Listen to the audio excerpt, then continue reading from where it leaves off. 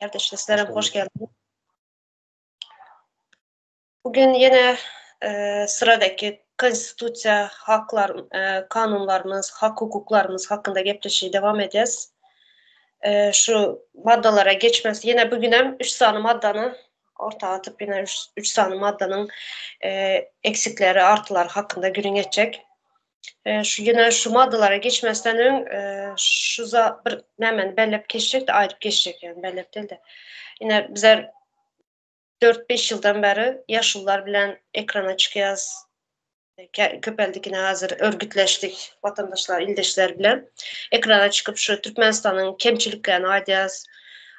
Şu yine kanunların işlemeyenlerini, şu zatları aydıp dile getiriyoruz da yine nemçindir yine şu yuridik fakültet kutaran adamlar var yine Türkmenistan'da şunyalı okul var. Şu fakültet kutaran adamlar biri çıkıp ekrana şu sizin yine şu kanunları yanlış şunyalı kanun var yine siz şu kanunları bozacaksınız.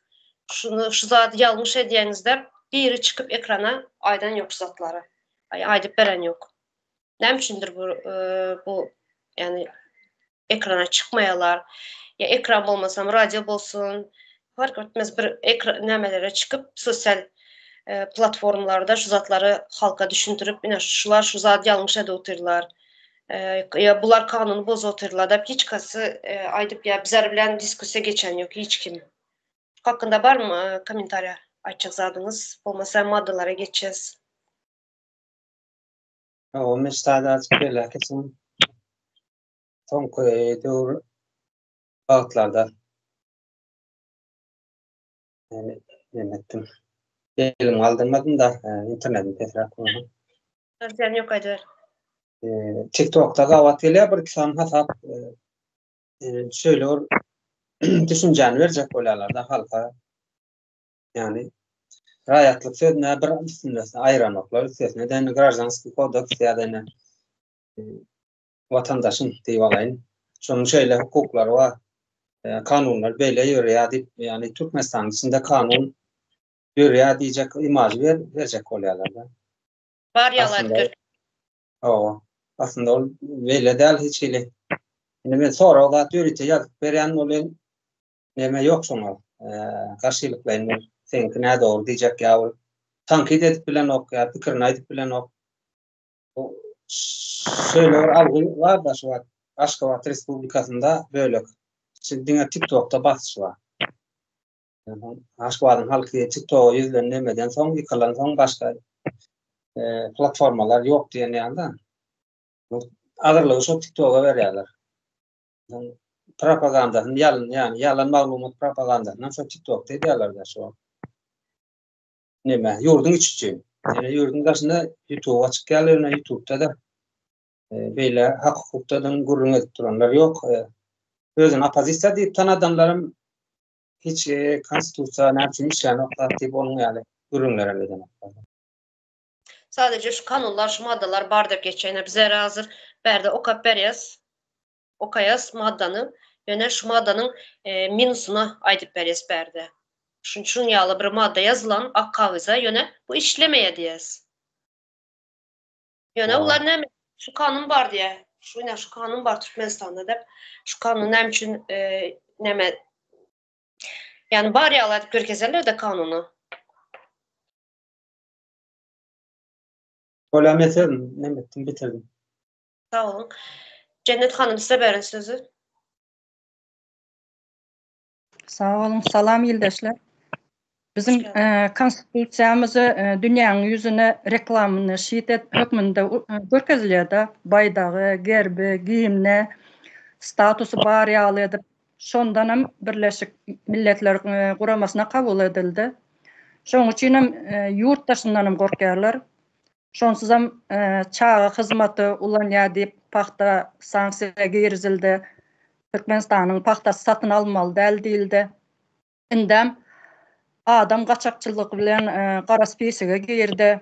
13-nji ýerde diýip halk konstitusiýany bilende mundan hem beter bolar bu GTT topar. Bularyň yuridiski gutaranlaryň hem kanuny bilmeýänligiň sebäbi ruhnamany okan ýaşlar soňam çäreden çäre gowulyp isat öwredilmedi. Bizim şoň üçin kanunlar, konstitusiýa anladylmaýar, öwredilmeýär diýip düşünýän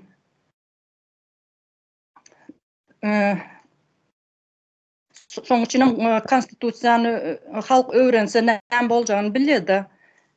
Soň şol raýat näme diýip geçýär da adam diýip konstitusiýada näme kanunlaryň esasy bolup durýardy. Menem şu raýat sözüni ulanasym gelmeýär. Konstitusiýada geçse de bu sözüň özü yeterli konstitusiýa geçerli däl hasap edilmeli. Sebäbi öňem kän aýdyldy raýat sözü arap sözünden gelip çykan mal sürüsü diýmek. Menem araşdyryp soraşdyryp internetde gördüm. Hawa raýat sözüniň arapça kökü bolan raýyah sözü mal sürüsü ýa-da çopan gözeçilindäki sürü manysyny berýär.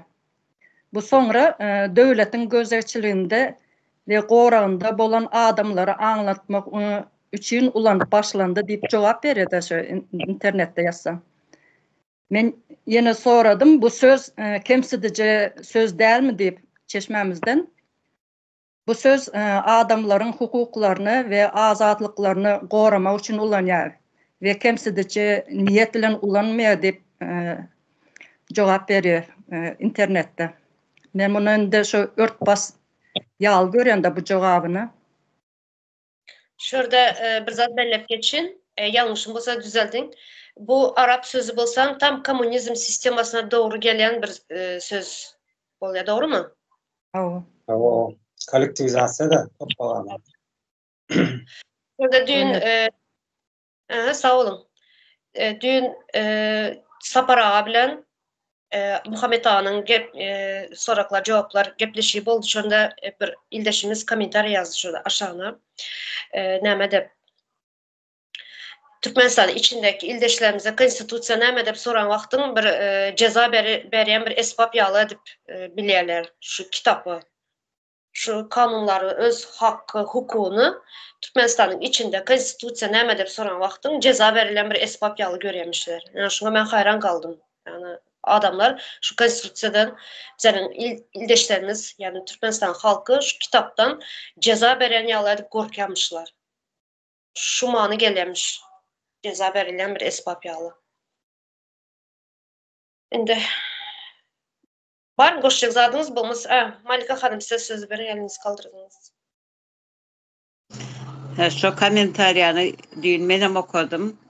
Ýöne halka şu konstitusiýa nämedigini aňlamany ýetirilmedik. Halk şonu bir okap görse, konstitusiýa aslında halky köprek nemetýär, halkyň hak hukuklaryny aňlatýar. O goşadyrlar içindäki döwletiň 4-5 punkt var şu arada. Galany hemmesi halka degişli. Şunu aýdaýyn. Sağ olun, doğru. Gorkman, okamaly, öwrenmeli halk. Yani bu hak hukuklarımız, borçlar hem şu kitap, konstitusiya, yani bütün dünyada yazılan konstitusiyalar, hak hukuklar, yani bizlere değişti, yani adama değişti. Adam için yazılan, bizim için yazılan. Yani neden içindir bizlerin halk bu kitaptan havar bolmagan şu kitabı bunun ýaly konstitusiya zatlara, şu yuridiski nämelere kelesizden şunu ýaly edip güýmepler de halkı hiç sade keles işlemez ýaly edip jahil edipler. Şunun için bu zatları sadece bu kitap bir adam sud edilen wagty, ceza kesilen wagty şunda ulanılan bir kitap ýaly edip görýärler. Ceza berilen bir esbab ýaly görýärler. Indi maddalara geçin. Bugünkü 4. 5. ve 6. madda. Türkmenistan Konstitusiýasynyň 4. 5. 6. maddası. Türkmenistanda 4. madda. Türkmenistanda jemgyýetiň we döwletiň en ýokary gymmatlygy adamdyr. Adamy goramak, goldamak we ona hyzmat etmek döwlet, hekimiýet edaralarynyň baş wezipesidir. Döwlet her bir raýatyň öňünde jogapkardyr we şahsiýetiň erkin ösmegi üçin şertlerin döredilmeyini üpçün edýär. Raýatyň janyny, atabrayını, mertebesini, azatlığını, şahsı elde etmezliğini, tebii ve ayrı baş kalınmaz hukuklarını koruyar. Her bir raýat konstitusiýa we kanunlar bilen öz üstüne yüklenen borçların yerine getirilmeyi üçün döwletin öňünde jogapkärdir. Raýatyň jogapkär borcu barmyş konstitusiýanyň kanunyň öňünde ýöne bularyň nähili borçlary bar ine bizere. Nähili jogapkärçilikleri barmyş.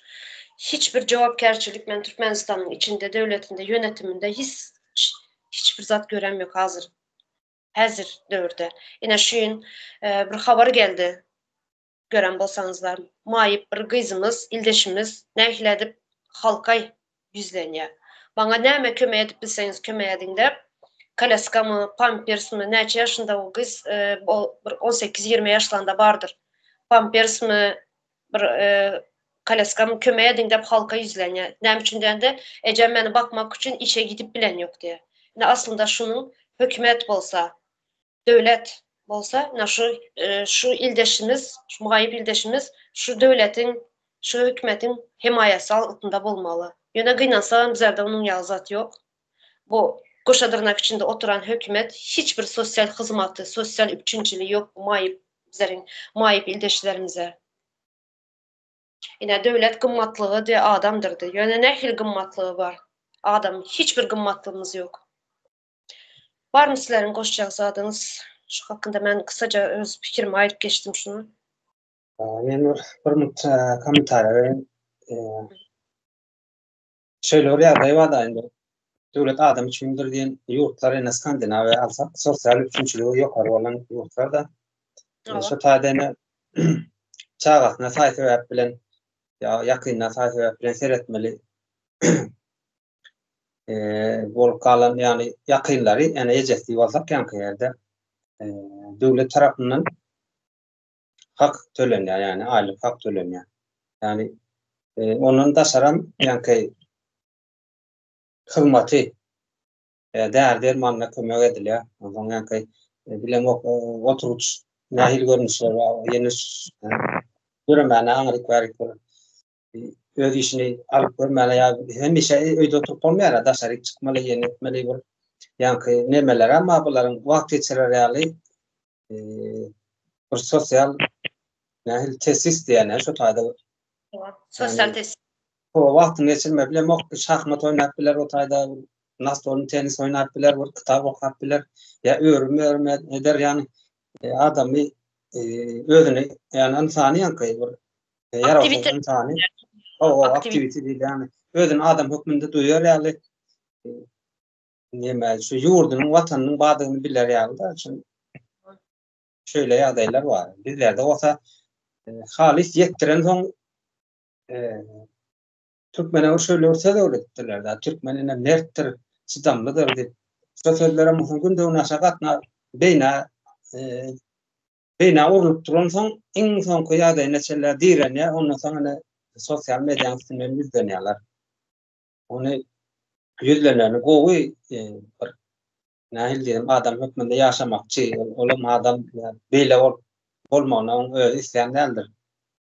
Ýöne öňürtülük bilen özüni men döwlet diýip ýani men hökümet diýen topar şoňa goýmaly däl şu ýagdaýlara etmeli däl da watandaşyny. Bizde bolsa beýle ýagdaýlar ýok. Ýanky madda işlenok ýanky madda. Nawa. Näçe bir näme görüp oturýarys. Habarlar gelip gowşýar bize. Çağalar nähili saglygyna gowuşup bilmen daşary ýurta çykmaly bolýarlar. Pul tap bilmeýärler, nähili imolarda, başga bir sosial platformalarda halka ýalwaryp pul berin, kömek ediň dep telefon nomerlerini ýakylan, telefon nomerlerini goýarlar. Sadece çağalarda ulu adamlar hem şunu ýaly indi. Köp ine bir näçe ýyldan beri, 2-3 ýyldan beri şunu ýaly bolan, moda bolan şu bir keselçilik, bir başına şunu ýaly bir ne sazlyk gelse halka ýalbarýarlar. Halktan bir zatla umýarlar, bir kömek eder dep ýöne hiçbir hökümete yani hükümet aslında kömek etmeli şu zatları himayesinin altında yine yazıklı çörde. Her bir halk yani adamın yani Rayatın da yazılan berdi. Her bir adamın Kur'an'da, hükümet Kur'an'da diye. Yöne göre otur hiç bir Kur'an'da değil. Adamlar özünün kömeğini, nemesini dışarıdan, halktan garaşıyor. Hiç kim şöyle öz nemesi yok. Bir hükümete yüzlenen, hükümet bana kömək etsin de bilmeyenler için. Çünkü yani şu 4. maddanı bilmeyen için, şu zatları bizlere okadıp öğretmeyen için, halkın hissattan haber bolmayan için başka yerlerden gözleyerler kömeği. O bunlar üstüne varmanı hissatsa bilmez yani kıvrecasın üstüne hem şu sosyal medya izlerini bilmem mümkün. Gülyali asılda asmanda yaşap görünmeden diyetik kurban olan arada 4. yerde deyip dura. Nasıl kullar nerede? Şeyle ya da olan mesele değil. Doğru, sağ olun. Ben şu Türkmenistan'ın içinden videolar paylaşıyorum TikTok'ta, neyşili haraba bolup yatan köçeler, dökülüp yatan yerler, demeleri. Şunda bir ildeşimiz yazan bu zatları diye prezidente köyüne bir eğim baş giyip, köyüne vakta paşa dövründe paşalar bir köyüne donzat giyip dışarı çıkıp aylanıp hal yağdayından haber alıyor da şunu yağlayıp gözünün güne getiren bilmeyen. Köyüne zatları giyip diye bir dışarı çıkıp aylanıp şu zatları bir görse hep yazan. Näme prezidentinin bu zatlardan haber yok mu? Hem zattan haber var. Prezident eğer bu zatlardan haber olmasa näme için o kürsüne yeli oturan? Näme için oturan o? İlinden, gününden, halkından haber olmayacak bolsa näme işi var o kürsüde? Doğru mu ya? Ben yanlış mı aydı? Şunun yalı bolma, prezident hem zattan haberli bolma. Ona maglumat gelip durmalı hem yerden. Yani malumatı alıp durmalı prezident. Hem yani velayatlardan, yani halkın ya hal yağdayından näme bolup dur, näme daşarda nämeler var. Hem zattan haber bolmalı prezident bolsa eğer.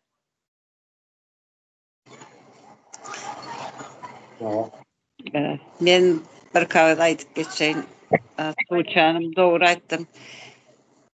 Şol döwletiň häkimetmi, döwletmi, kim ödüri, kim diýip aýtýan orta goşadyrnyň içindäki şolaryň habary bolmaly, ýöne habar baram.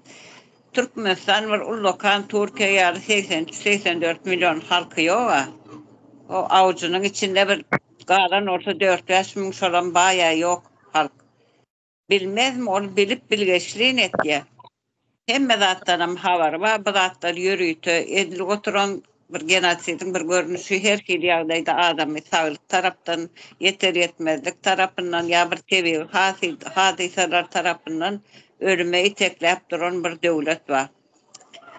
Biz onu cinayetçi terör toparı deyip adlandırdık. Biz devlet diyesimiz gelen ok ýöne halka bir düşünüklü olar ýaly hemem konstitusiýada devlet deyip yazılan orta biz şo sözi ulan yazsa. Ondan bine yankıyalı gaty kän kömek sorýanlar şolar bilýär. Şol devletden hayır ýokdugyny bilýär. Şoň üçin halkdan isleýär kömek beriň diýär, çäresiz galdylar. Kömek soramasa onlar ölüp bar ya, keselçilikden ölüyor ya açlıktan ölüyor. Ondan sonra iyilen günden kömek hayır soruyordu. Yankıda izlagasa men diyen gatı kän var mendeş halkın içinde.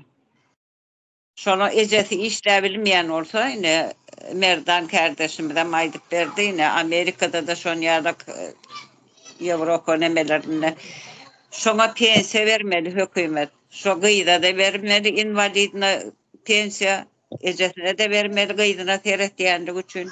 Hatta öyle gelip şu fizyoterapiya mı ya gimnastikalar mı masajlarını mı sağlık ocaklarından gelip şonu gödökçülük aslında bolmalı solar yani hastalar. Yönü nerede? Sonra devlet adam için diýär ol adamlar için olaýmasyn, raýatlar için derler. Babaraklar adam galanamaz biz adam derler. Belki özlerini göresin alıp yazılanlar bu neme? Konstitusiýanyň 4. bölümi. Kategori nemen belip geçtiniz yine şurada şu 4. maddada näçe yerde hem adam dep geçiyor hem raýat dep geçiyor. Yöne başka yine Türkiye'nin geçen gepleşimde maýdyp geçtim. Türkiye'nin anayasasında yani konstitusiyasında hemme maddesinde yine şu bizlerde adamlar ve rayatlar dep geçen yerde hemmesinin dep yazıyor. Yani hemmenin. Adamlar ayrı, rayatlar ayrı dep yazılmaya berdi. Adı tutulmayan adam, rayat dep hemmenin dep. Yani hemmenin hakkı var diye. Yani bizlerde näme? Şu sadece 4. maddanın özünde näçe gezek adam, näçe gezek rayatın sözü geçiyor. Ne? Hı. Adam ve rayatlar deyip bölmeyi konstitusiyanın özünde eýem şol kanuny bozmak bolmaýarmy? Nova şu konstitusiyanın ina şu baş elde ermez kanunu, baş kanunu şu bu kanunu hemen boz oturanlar. Konstitusiyanın kanununu boz otururlar berde. Şu yazılan zatlar bilen. Cennet Hanım size söz verin. Son 2. maddeye geçelim. Sağ ol. 4. maddan 1. bendinde näme Türkmenistanda jemgyýetiň we döwletiň iň ýokary gymmatlygy adamdyr we onam döwlet häkimetiniň wezipesi diýerler. Beli men gözümde görenim adam iň bir gul ýerine ulanyp ýörlen görýände kanunda geçse-de onu gorap, goldamak, hyzmat etmek diýenen bolsa, hak hukuklar aýagy aşagyna alındy. Şu wagt halkymyzyň gara gününi öz çözjek bolup ýörler, öz problemalaryny daşar ýurda çykmak bilen ýurda eklep duranlarym şu daşar ýurda çykanlar da şu ýerde eýem görýän şu maddany bozýandygyny ýurdun içindäkilerim gara hyzmat bilen paxta, otağa goýarlar. Büdjetde işläp oturanlaram mugallimler, doktorlar işlerinden goýup bular öz işlerini etdirmän şu paxta kowsam şu kanun boz oturşy da. 2. abzasdan döwlet her bir raýatyň öňünde jogapkärligini, olaryň janyny, at-awraýyny, mertebesini, şahsy eldegirsizligini, azatlygyny, hukuklaryny goraýar diýer. Han bu ýerde watandaşyň bu aýdylýan zatlaryň gaýtam tersine uýgulanyp dur görýän halky payoga baglap, paxta sürülip, interneti kesip, söz azatlygy ýok, janlar hop astynda bir ağzını açsa atavray mertebesi depelenýär, hukuklary alınan raýatlar görýände tam tersine işleýär kanun. Iň soňky abzasdan raýatlaryň borçlary ýerine ýetirmege döwletiň öňündäki jogapkärdir diýär. Ýöne raýat borçlaryny 100% däl arty bilen 1000% jogapkär bolup dur. Raýat adam däl bolmaly. Borç raýatyň üstünde bolanda. Goralmaly bolanda näçindir adam diýip ýazylýar. Şular açykyn. Sağ ol. Hiç kimin bak ina şu köp nämeler bar da adam haklarymız ina siyaset hakkımız. Hiç kimin siyaset hakkını almağa hakkı yok. Ýöne bizlerde näme diýerler? Pul üçin adamları dışarıya çıkarmaya koymayalar. Yani aeroportga akoşkasyna baran wagty hiçbir sebepsiz izne gaýtarýarlar. Näşe? Bizleriň iň uly hakkymız ýöne şunu elimizden alyp durlar hazır. Pul kazanmak üçin. Cennet Hanım yine mi eliniz kaldırdınız ya? Düşürmediniz mi? Açık zadınız bolsa aydın bolmasa 2. maddeye geçin. Näme? Häzir şol öňkü kaldıramyn elim soň aýdan. Böyle sağ ol. Da 5. maddeye geçin. Türkmenistan'da her bir adamın durmuş taýdan goraklygyny kepillendirýän döwletdir. Bu hem şuna benzer şunun izi. Eğer bar bolsa goşjak zatınız ene berdeýine adamyň dep geçýär. O meni goşup geçen açykyny. Ýene ýanky mysalynyň üstüne baryp bilýärsiň. Şonuň durmuşyny kepillendirýän döwlet de ýani ýanky gyjaş bolsun ýa-da her bir watandaşyň işli güçli öýli bolmagyna ýani döwlet edaralary jogapkär da. Indi yankı konstitusiya diyen bir zat var. Yani bu düýk kanun diýip geçýär. Ne dedi? Düýk kanun şol halk tarapyndan ýazylýar. Yani halk onaýlýar şonu. Kim üçin ýazylýar? Halk üçin ýazylýar. Buna da garant hükmünde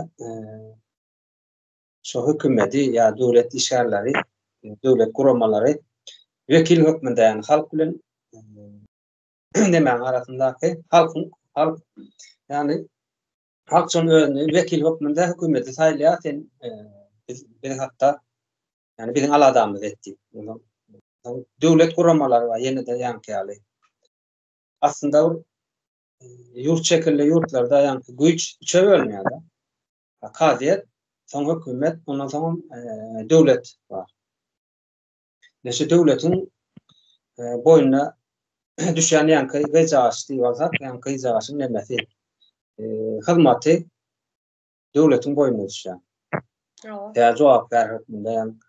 Konstitusiyanın mine bizde yankı yani da madama polis yurdu olanmışsan halkın üstüne madama basış var. Yani yine var. Yanlış edildi mi kaya, yine kanun, bozdum kanunu özüne karşı kullanılıyor diye düşünüyorlar. Ama halka karşı edip kullanıyorlar. Yani şu kanun nereden çıkıyor? Düğük kanundan geliyor yani konstitusiyadan geliyor. Adam haklarının, insan haklarının, bütün dünya insan haklarından alınıyor bu. Başka. Ondan sonra kanunu, yani konstitusiyanı bir demeye geçerseler o kitapçı hükmünde ya halka hödürlenmeli. Ne üçündür de şu vatandaşlar için yazılan olsa, ne için hiç yerde satılan yok. Yani internette yok, tap olan yok. Tap olan yok. Sonki güller tap olan yok. Tap bilem yok. Tezelerini. Belki onun için yani şöyle örneğe geçeceği da şunun şöyle belli geçeceği. Konstitusiya diye halk için yazılan bir yurdun içinde yerleşen halk için yazılan yani başlayan yaşlardan devlet idareleri, hükümet, juridik fakültetler okuyanlar, mektep okuyucuları, her bir İslam vatandaş diye geçen yani öğrenmene yani nemes var deyip yani hak var deyip konstitusiyanın. Köpçülüğe yönü ne için hödürlenen okşu konstitusiya kitapça hükmünde ya mekteplerde öğretilen o ya yine yukarı okuyacağı var 50'den uğrak yukarı okuyacağı var. Yani için hiç hayatında öğretilen okşu. Yani nem için televizyolarda aydılan yok şu zatlara çıkıp yine şu bizenki yalı. Nem için şu zat yine şunu yalı hak hukukumuz var deyip kanunlar var deyip aydılmaya. İki kişi çıkıp gepleşe edilmeye şunu yalı. Hova onu derek ne mani akmermer var kadarlar. Lavatlar bir neçeyedek var kadarlar. Ya sana halkın önüne çıkıp tanıt edenler var kadarlar. Duymayalar da halkın. Yani çünkü şu konstitusiyanın önü var kadarlar. Korkuyorlar çünkü. Hak hukukunu öğrenmesinde korkuyorlar. Doğru. Eğer hak hukukunu öğrenip başlasa bir adam yani bir vatandaş sonra nəqiləyəni aydıp başlaya. Nəqiləyəni aydılınca ayaklanıp başlaya halk, gözü açılıp başlaya. Yine şundan korkuyorlar. Doğru. Sağ olun. Eğer başka şu 5. madde koşacak zadınız olmasa ben 6. madde. Cennet Hanım siz. O 5. maddeden şu adam riayet dik geçiyordu. Türkmenistan her bir adamın durmuş taydan goralığını kepillendiren devlettir diye. Şimdi şu adam bolanda kim böyle cinayetçi topar olmalı da. Doğru onların durmuş taydan goralığı hem taraftan kepillenen. Şoň için olar edenler yörler yönekey Türkmen halkı şu maddany ulanıp bilmeýär. Nire varsa, nire gitse bolan yok. Kanuny bilmän üçinem hemme yere para verip işini bitirýärler. İşe girecek olsam, pasport alacak olsam, okuwa girecek olsam hemme yerde para rol oýnaýar. Hatta sağlygyny bejertmeli bolsa da. Şu kanuny düşündirip gelip ýörsiňiz de 2-3 gepleşiňizde hanım 3 madde deyip şu kanun diyen zady näme diyen zady geçecektim. Keminemize aydıp da yöneki düşündüşüne. Kanun bu iki adam arasındaki ılalaşıdır. Bu bir filmde misal verdi Robinson Crusoe diyen adam şu adam ayağı yetmeyen bir ada düşüp bir say sebeplerle şu yerde yeköz gali bir neçe yıllar şol adadan çıkıp bilmem son bir indes tapılıyor bile Qovaqda yaşa verirler aralarında davalar çıkıyor son arasında ılalaşık getiriyorlar şu ılalaşığı boyun olmalı, yerine getirmeli. Şu sözleşmelerde kanun değil ya. Asıl hemme zatın kanunu vardır. Tebigatın kanunu, gece gündüzün bolmağı, planetaların öz okunun neme daşında aylanmağı. Biziki kanunlar bolşayalı, halkın öz arasında halka bəxbitli kanunlar düzülüyor. Sebebi yurdun eyesi halk da halktan düzülen için. Sağ olun, şunu ayçaklam. Sağ olun. Aslında ne şurada şu adamlar rayatlarda yazılan bizlerin Türkmenistan konstitusiyasının adamları rayatlarda yazılan ben öz düşüncem aydın. Yine Pasovet devletlerini Özbekistan, Kazakistan şuların hem konstitusiyasını okudum da şular da hem şunyalı yine Özbekistan'da fukara da yazılan. Fukara mı şu rayat yalı söz de şu fukaralar ve adamlar da manada yazılan. Yine Kazakistan'da yaşayan yine Türkiye'nin konstitusiyasına yanıma ayıp geçtim. Hemmenin hakkı var diye yazılan. Aslında bizlerin Pasovet devletlerin konstitusiyası hemmesi yanlış yazılan diye düşünüyorum ben özüm fikrim. Bu katı bir başka yine özüne gerek maddeler değiştirirler, işine yaramayan maddeleri.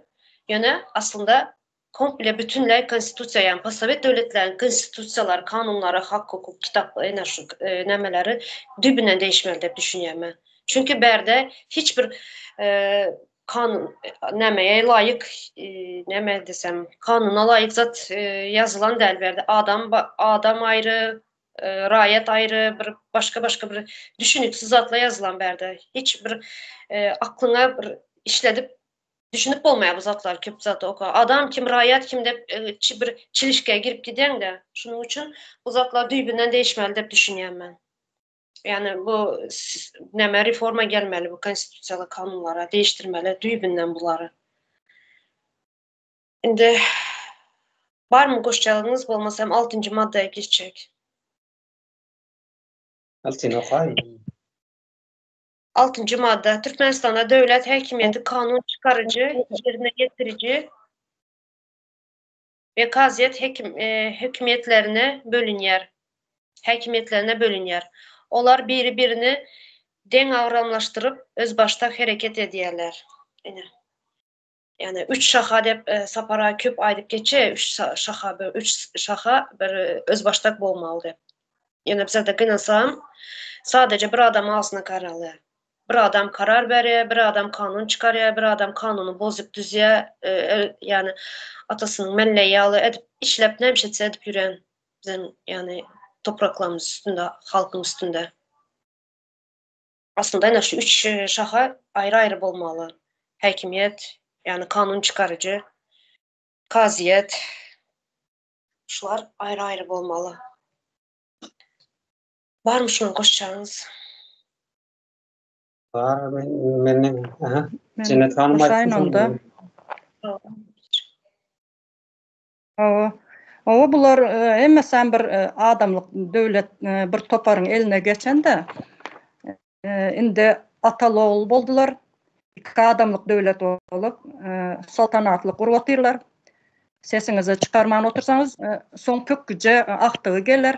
Şeyde dinasti yörer oturur. Atadan oğula, oğuldan aktığı geçer. Bunların özleri konstitusiyanın hemme maddasını bozatırlar da qarındaşdan hükümette koyulmalı değil diyen neme var kanuna. Bunlar şöyle kanun bozatırlar. Son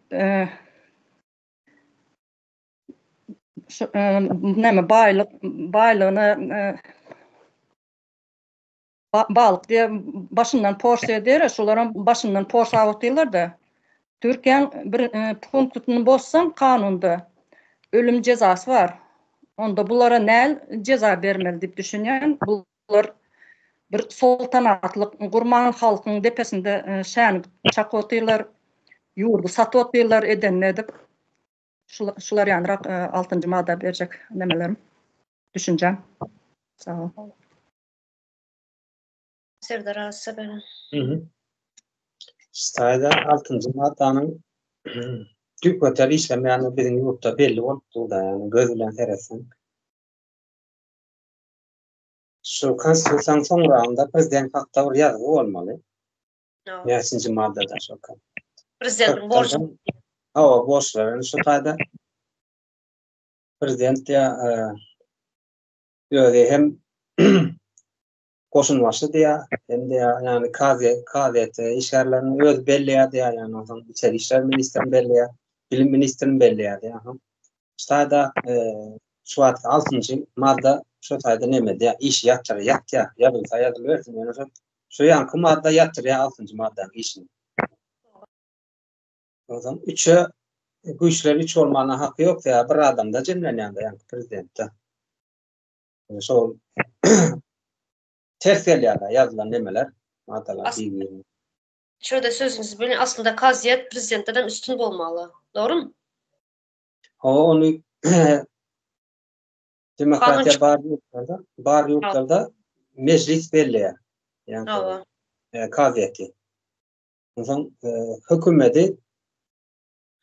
hükümetem yani neme getirende halk saylak getirýär. Onun öz işi var aýratyn. Yani döwletiň öz işi var aýratyn. Yani kaziyetiň işi ýene aýratyn. Yani döwlet diýen meclisiň işi da, yani kanun çykarjak organ. Yani kanun prezident hemada öyle belläp tursa kaziyetiň hem içeri işleriň hem bilim ministrliginiň hem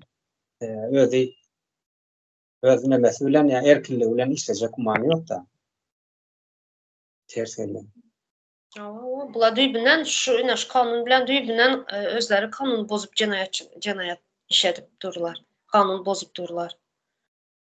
Ýok. Var mı başka Monika hanım, var mı sizin koşmak isteyen şu madde hakkında? Men şu aýdylanlary dinläp oturyn bolyn. Yine de mesele sıyırıp bir adama gelýär. O taýda Merdan kardeşimden berlek geçti. Bir adam yönetiligi üçin on ýuridik hak hukuklara bağmış olur pozmana ya da anlayan şol işlerden misal üçin doktor alıp konstitusiýa nemedi bilmez. Demek bir adam nemet diye iş yönetýär. Şoň üçin kaziyet hem eýleksem hemmeti şu 3 şakada şoňa boyun eýär. Aslında prezidentim şu 3 şaka boyun eýmeli. Ýöne bizlerin yönetimde prezident bulara baş eýdirýär. Şoň üçin pozy bilýär isledigi zaman. Eň soňky edek 2024-iň 10-njy iýulyna bozup konstitusiýa täzeden ýazylýar. Konstitusiýa salamfat derler, onu satsam salamfat öwürdiler. Ay bu bolmady diýip üstüne çyzyp ýene de ýazyp. Şoň öýle bir jenaýat. Onu indi ýazmam oturmasyn, biz öz guruçy meclisimiz bilen biziň hak hukukumyz bar eken, biz özümiz ýazar konstitusiýany.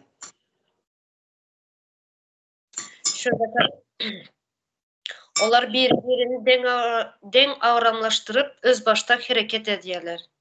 Yani öz başta hareket etmeli aslında. Ýöne görüp oturysynda öz başta hareket hemmesi bir adamın buyruğuna, bir adamın çıkaran kanununa gara oturlar.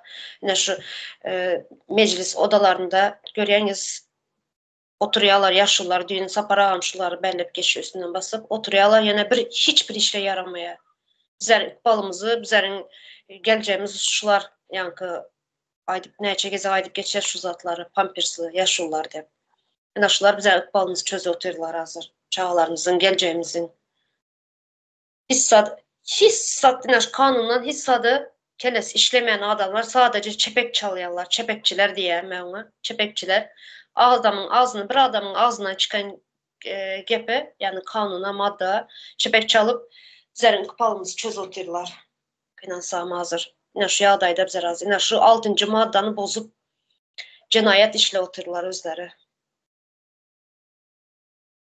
Kanı nerede bizerin kaziyet, kanun çıkarıcılar. Neredesiler? Yani şurada 3 ayrı şaha bölünüyor diye. Hakimiyet, kanun çıkarıcı, yerine yetirici ve kaziyet hekimiyetleri. Nerede şular? Nämçe bir adamın eline garayanız? Nämçe bir adam buyruğuna garayanız? Nämçe öz yine kanunda yazılan işinizi berca etmeyiniz? Ne sorak? Nerede bular? Tamam. Şeyler, onu bella geçen şeyler orada düzgünler da yani kaçınlarla halk için işleyen yurtlarda, yani demokratik olan yurtlarda diyelim, kanun çıkarıcı idara parlamento oluyor. Yani şu halk için işleyen hükümet, yani prezident olsun ya premier minister olsun başlarındaki ministerler, kabinet ministeri, şol meclisin yani parlamentin çıkaran kanununa göre neme diye, yani karar alıp yurda neme dolanışıyor. Herhalde yani halka hizmet ediyor. Şimdi kanun çıkarıcı parlament kanun çıkarıyor halk için. Sonra denetleyen neme var. Konstitüsyon sut olmalı. 10 adamdan ya 13 adamdan var. Yani her yurdun ve sanına olarak. Şolar tüp kanunu göre çıkarıldı mı şu kanunlar ya çıkarılan okudu. Yani hükümete yetmenka parladan geçenler şolar. Eğer şol yanlışlık tüp kanunu bozyan olsa şu kanunlar veto etmeli, yani yatırmalı şu kanunları.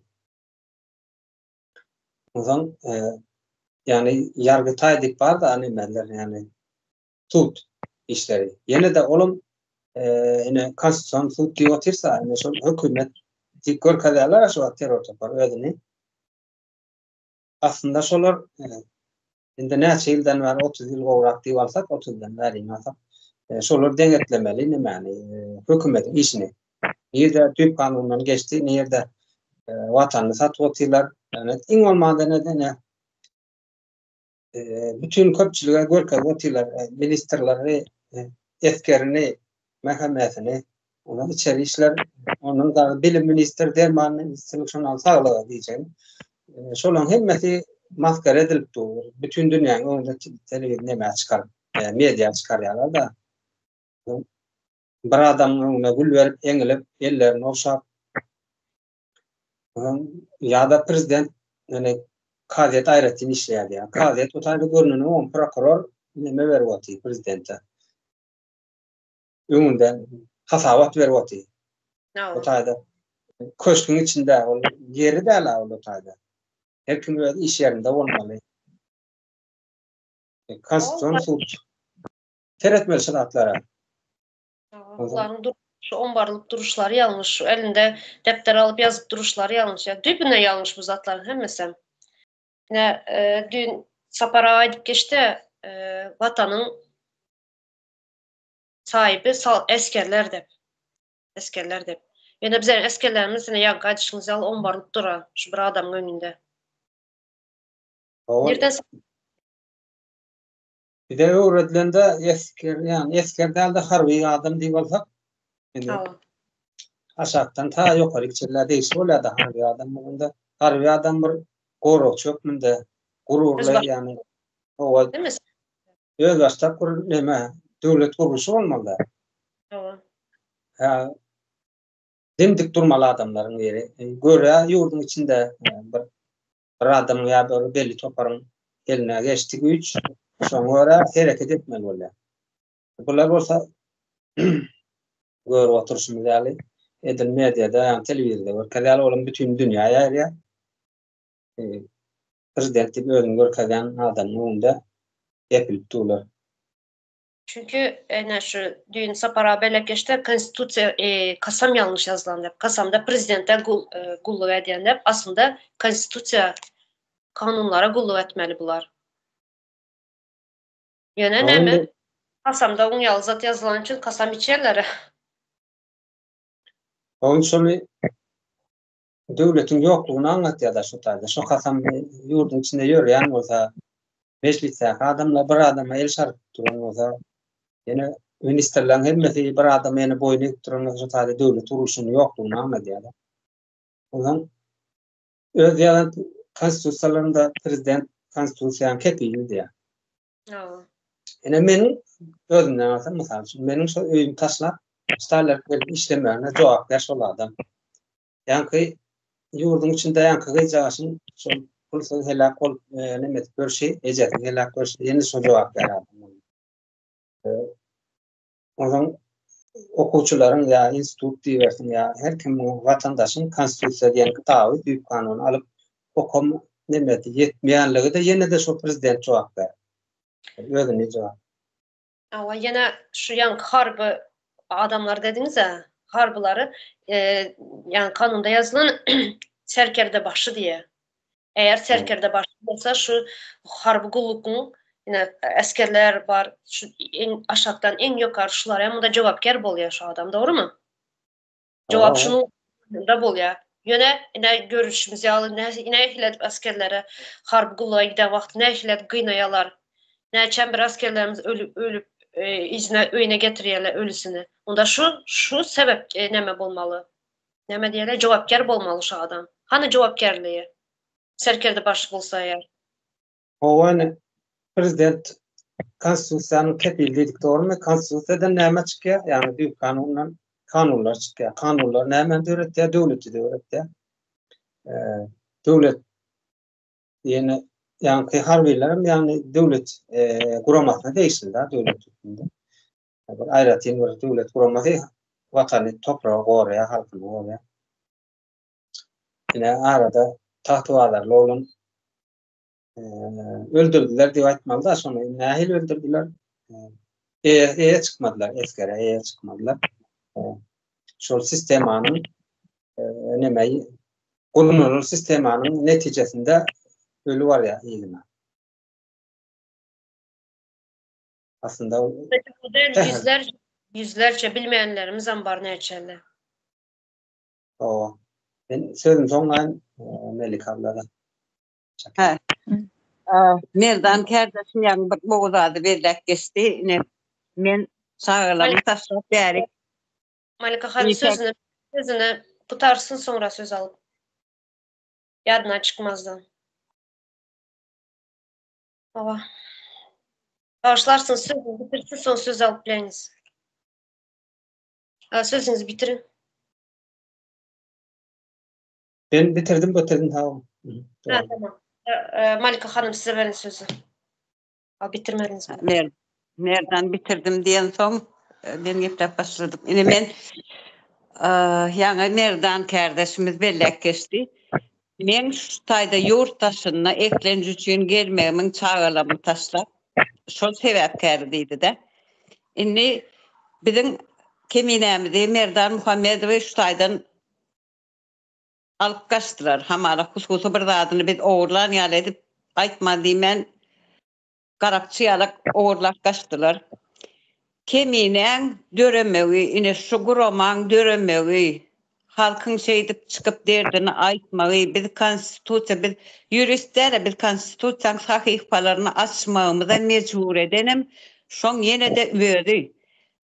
Sen konstitüsiya boyun eğip devlet yöredip bilen olsan, halkına seyretken olsan, biz çıkacak gere bize neyine gerek, biz şu devletimizden memnun olsak, biz şu işlere baş koşsak gel. Demek biz hakikaten yolunu mecbur bir yerden bir kara bulutların içinden bulamak, suların içinden gözlep şu aydınlığı amtılıp görse.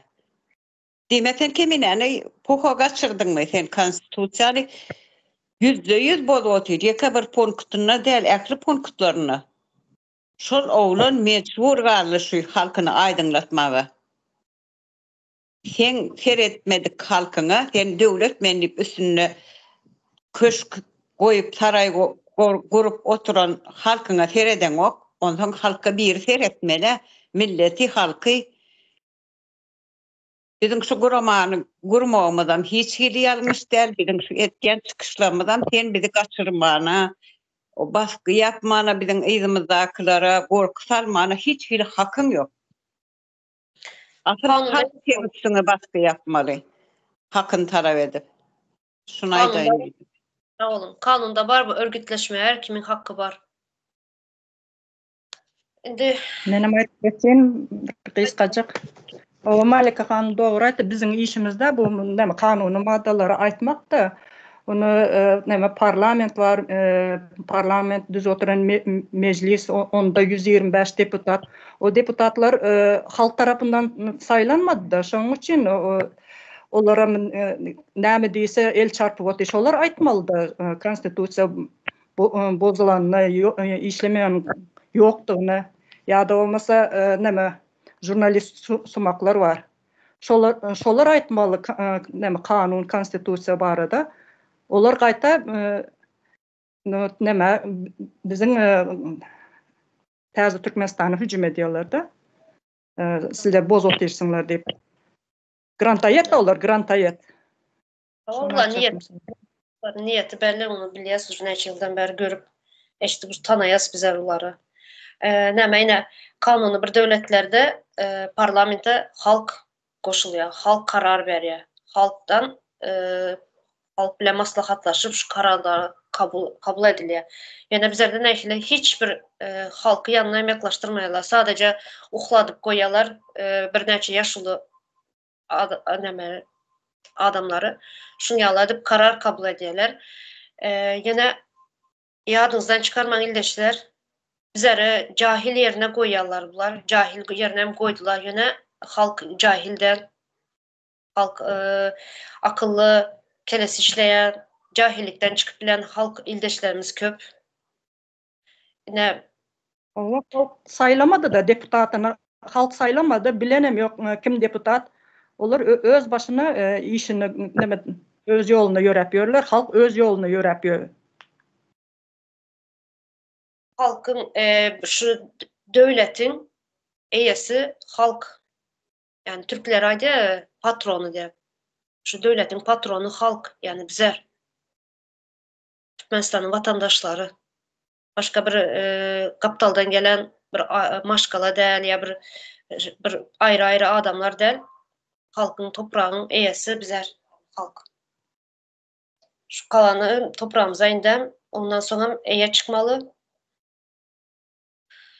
Neslimiz için. Malika. Aydın. Kim elini kaldırdıysa ben görüp. Stador seyredicilere, sinedicilere yüzlenesin belirler. Şu an prezidentlik atsandırılan Serdar Berdimuhamedov azıcık avram verildi olan yanlış düşünmesinler. Bir tanın kokladığını bilyaz. Yani şu tador görünüş hükmünde oturdulandığından bilyaz. Yani öz yalan konstitusiyalarında şeyle geçen zaman biz yatlak geçmeli oluyor aslında. Yatlak.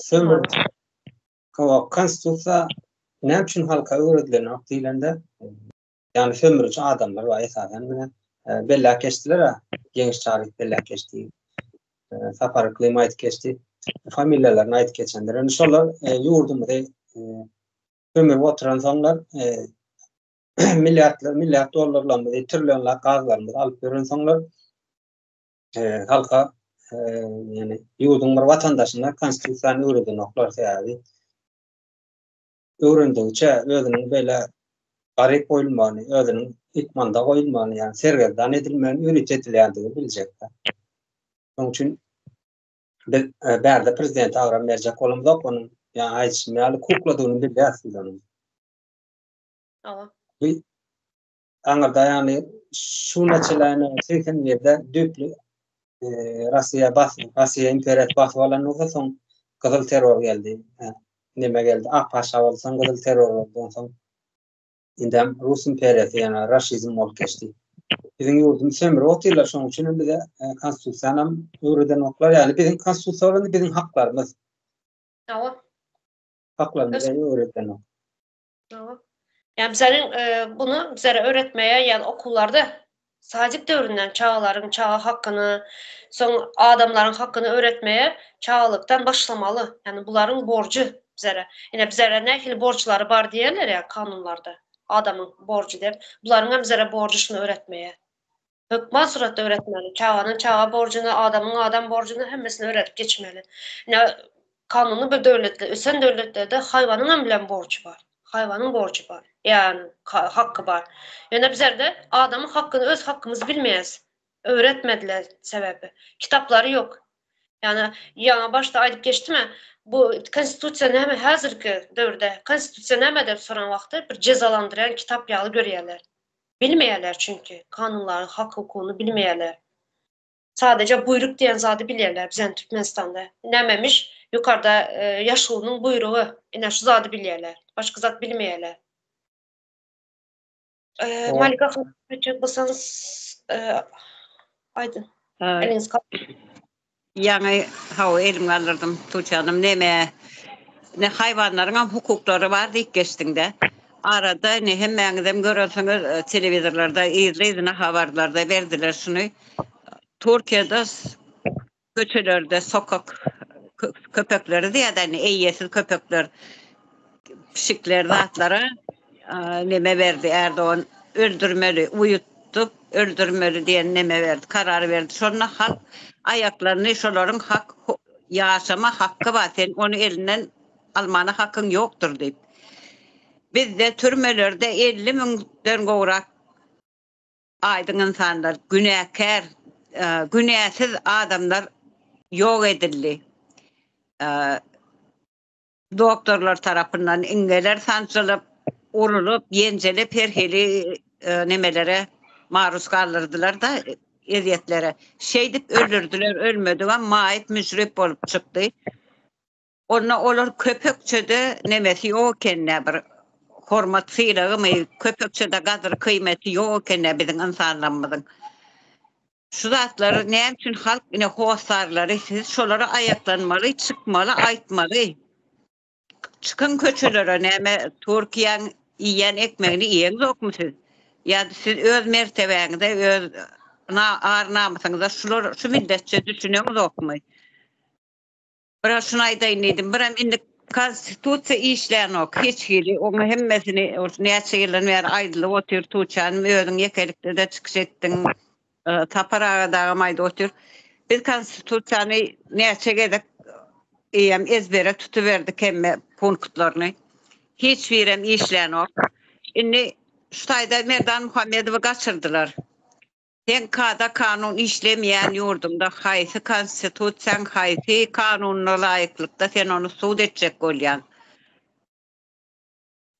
Sen neme ministerlerin men şu bavaraplara yüzlenesin ne diye sen o iki satanın arasına salam verip duran ministerlerin değerli olaulan. Ya da sen o köçede kalyan çekip balağına siyip görenlerin dönem değil. Sen onu suud edecek olsan yukarı kuramalardan çağırmalı. Kanun işleyen devlet gelsin. Hem kanunun işleyen yok. Biz bu işlemeyen kanun oyuncu da keminemize suud edilmeğini istemiz yok. Suudam açık suud olmalı. Keminen buraya işleyen yok. Eğer şu cinayet doğrusa keminen giden yolu. Biz hemmemiz şu yoldan var ya. Hemmemiz 4-5 tane uçup uğrat berik biz varıyaz. Açık suud olsun. Bütün kemine halkı çiğnetti şu işleri. Öz milleti çiğnetti. Bütün halkı milletem gelsin ne görsün. Halk için özünü odun kenarına tutup duran yigide halkam görsün nanim. Ya eye çıksın ya edenin yanlış deyip aytıp bilsin. Şunu aydayınlıydım. Aslında yankı 6. maddede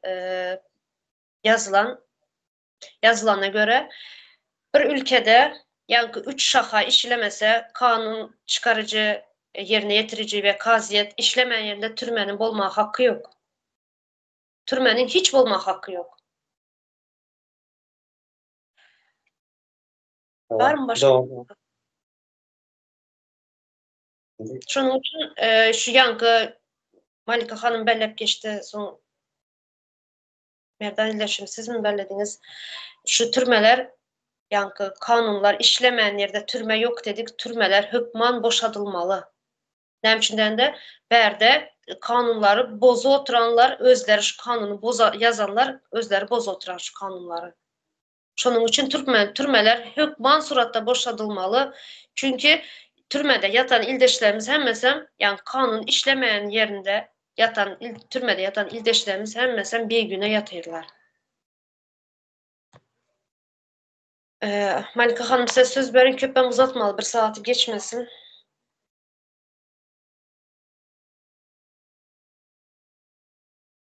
Eliniz kaldırdınız.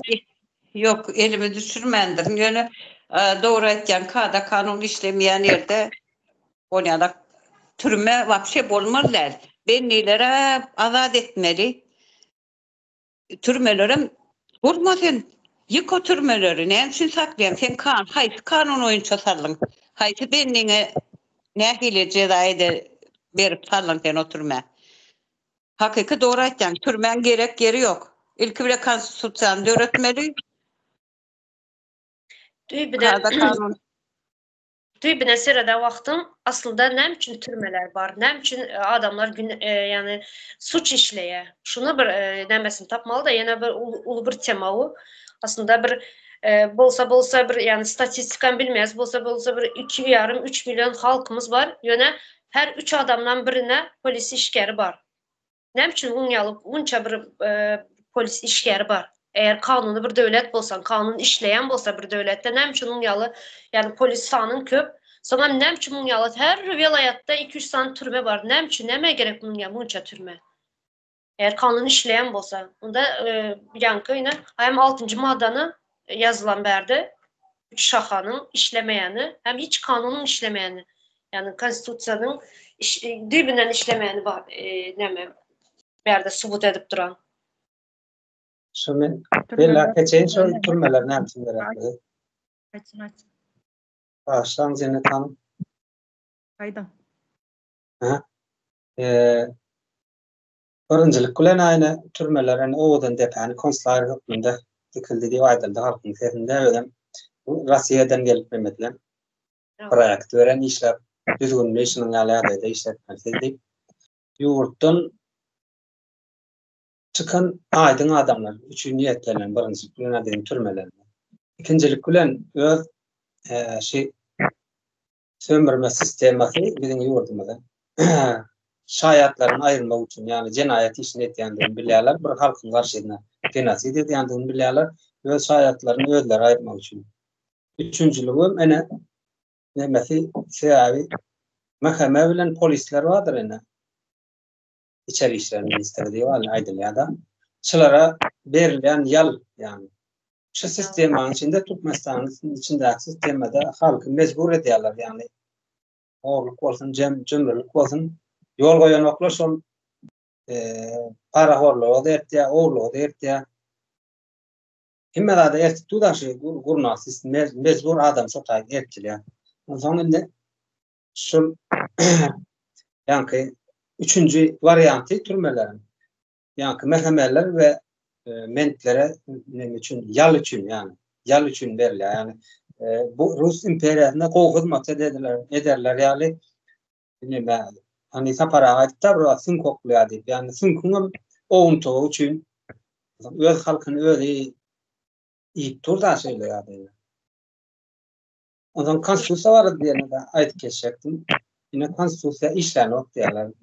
Prezident tip özünü görkelen, bize görkelen garant bulup bilen o. Doğru mu? Şimdi ne makale halkın özü işletmeli şu konstitusyanı. Yani büyük kanunu öldürtmeli ve hukuklarını. Yani hukuk dilinde kanun işleyen, devlet işleyen kurumlarda yurda hukuk devleti değil ya da hukuk devleti. Şu hukuk devleti bizim özümüz kurulmamalıydı yani. Buna da bizim tebiği nememiz var. Her birimizin hakkımız var. Sonra açacaktım. Prezident önemli bir neçe gezek ayıp geçtim de prezidentinin halkın hizmetkarı. Yani prezident kanun çıkarıcı değil, prezident kaziyet değil, prezident yerine getirici değil. Prezident halkın hizmetkarı. Hem şu toprakların, şu yurtun eyesi bizler. Yine bir gezek bellep geçin üstüne basıp. Buna yani bizlerin yine konstitusiyada yazılan haklarımız, kanunlarımız, yani hak hukuklarımızdan var zatlara, yani eyeçilik etmeye. Hemme zaten şu Türkmenistan'ın içinde baylıkların, hemme toprakların eyesi bizler. Tova arada yeni bir bella kesin arada altındaydan emesini meselesi o yine YouTube'a çıkarttılar da medya çıkarttılar. Şu tayda prezidente yüz vermene öğrettirler da. Türkmenistan'da devlet var diyorlar olin şonun zaynını yıkılmağı, elinden alınmağı, yani hizmet edilmeni, korunmağı, yani devlet edaralarının değişiği. Prezidentin o tayda hiç ilini emesi yok. Prezidentin hiç işi yok yerde. Prezident neme bunun dahalı var prezidentin yerde. Neme için prezidente yalvar ya. Prezident kim o? O şol prezident halk için işleýär, halkyň hizmetinde diýen algyny ýöretjek bolarlar halkyň içine. Aslında onuň hiç iliği bärden emes, bolmaly däl. Yani döwlet işgärler ýa-ni şok hacı gelip emesini alyp durmuşam, aljak bolup durmy. Kadet çıkmaly ştaýda orta. Ondan hukuky bozulyp durmy? İçeri işler gelip birinji gülen sen altyndaýdan hukukyny bozup dursun diýýär-de kadete geçirmez onu işini. Yani sülçüler hazina için Türkmen neme yu toprağın eyesi diye hani hazina cevap ver bolanok mu altındaydan toprağına ya çıkaran materyal ne demek bir cahillik kıptırlar onu kim tölemeli kim ödemeli Bunun prezidentin hiç dahli yok uzatlara koşulmalam der ne şurada ben şu arkadalı serdarımız, arkadağımız, yine bilmem nemelerimizde yalakalı edenler, arkadalı serdarınız sizin baylıklarınızdan aylık alıyor.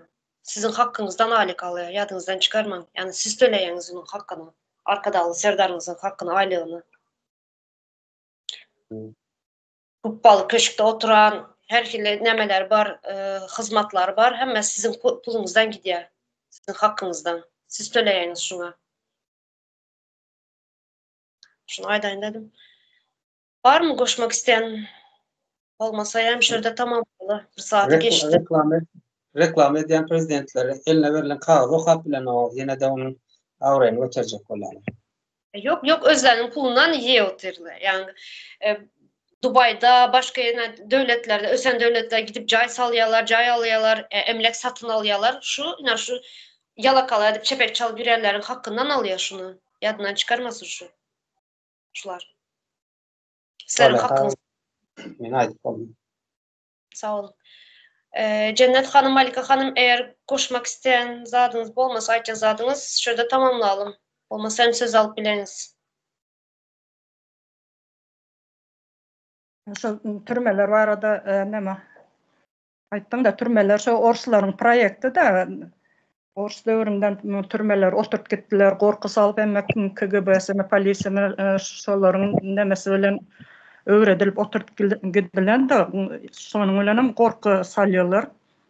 Gorky bu näwelilik, garaňkylyk ýal bilgisizlik, garaňkylykda işsat görmeýän gorkýas. Her neme eger elimize fanar ýa-da çyralsa yürüyecek yolumuzu görüyoruz. Şu bilgisizlikten konstitusiýany bilmediginden gorkýardy bular. Bilgi şol çyraýaly yolumuzu görüp bilýäs. Işsady bilmeýänligimiz üçin hem gorkýas. Başgalaryň aýdanlaryny dogry bilip şonu kabul edýärler. Başgalaryň dogry bilýän zadam ýok, şeýdip manipulasiýa etýärler. Döwletiň asyl işi halka bilgi vermekdir. Bular gaýtan çüýür edýärler, her taraplyň genosid edip. Döwlet halka bilgi bermeýän üçin hem kanun bozup atyrlar. Döwlet etmeýän bolsa onda halkyň öz içinden bilýänleri bilgi berer. Döwlet öz borçlaryny ýerine getirmeýän bolsa halk etmeli. Halk etmeli bolar bilgi bermäne konstitusiýanyň guruluşynyň ýykylandygyna aýdar halk aýtmaly bular indi. Sebäbi kanun bu halkın bähbidini işleyecek ılalaşık bozulanda halk aytmalı, etmeli olur bu zatlar. Öyle sağ olun. Halklarınız, aydallarınızın hemmesinde aşağında halk öz borcunu bilen yok. Yani eyeçiliğini bilen yok. Hemme zat bir adamın elinin aşağının altında duran. Şunun için hem bize öz topraklarımıza eye çıkıp bilmemiz için yan kaydan zatlarımız bulup durur. Halk öz eyeçiliğini. O şu özü eyesidigini bilen yok. Halk özü şu vatanın eyesidigini bilen yok. Öyle. Sağ olun gelenleriniz için. Yine 3 tane maddanı bize atorduk. Minuslarını ortaya çıkardık. Yazılan maddaların. Sağ olun köp köp. Öyle Sağ sağ olun. Yoldaşlar. Sağ